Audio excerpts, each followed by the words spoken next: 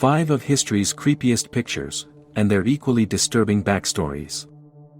The death of Omaira Sanchez.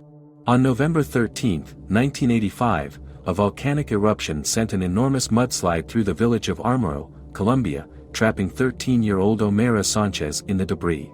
She was immediately pinned down by the wreckage of her own house, with only her head and arms above the floodwaters. For almost 3 days, rescuers tried in vain to free her as she slowly succumbed to gangrene and hypothermia in the water. Finally, on November 16, she passed away as helpless relief workers watched from mere feet away. Just before she died, photographer Frank Fournier captured this haunting image. Fournier later recalled that he felt totally powerless in front of this little girl, who was facing death with courage and dignity.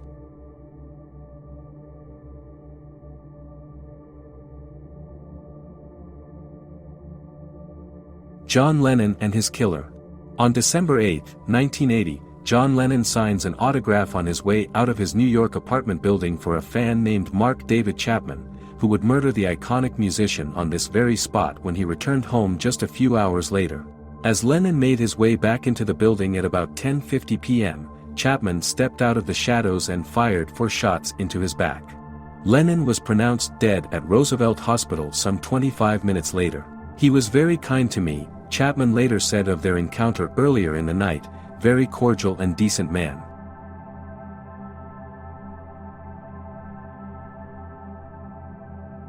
The final moments of Keith Sapsford. Keith Sapsford was just 14 years old when he stowed away on an airliner, fell out of the wheel well, and plummeted to his death on February 22, 1970. His harrowing final moments were captured by photographer John Gilpin, who happened to be casually snapping photos while waiting to board his flight. The Australian teenager had just run away from boarding school and longed to see the world. After sneaking onto the tarmac of Sydney International Airport, he hid inside a Tokyo-bound plane, but fell to his death soon after takeoff. "All my son wanted to do was to see the world," his father Charles Sapsford later recalled. "He had itchy feet. His determination to see how the rest of the world lives has cost him his life."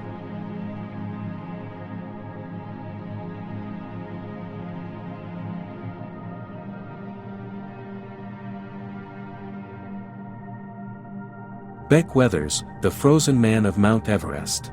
In May 1996, mountain climber Beck Weathers and his team attempted to complete their ascent of Mount Everest. Although they only had a small stretch to go, Weathers came down with a bad case of snow blindness.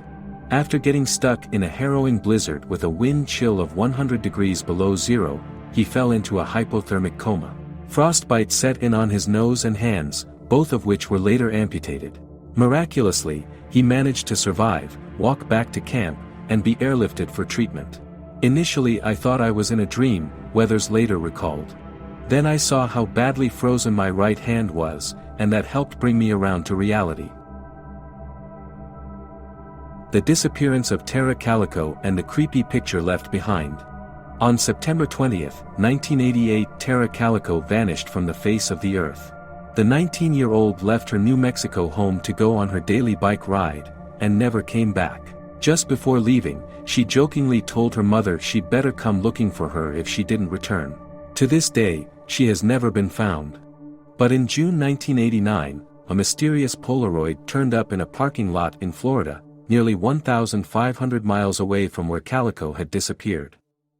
Though unconfirmed, it appears to show Calico, based on matching scars and the dog-eared paperback next to her, and a young boy, both bound, gagged, and absolutely terrified.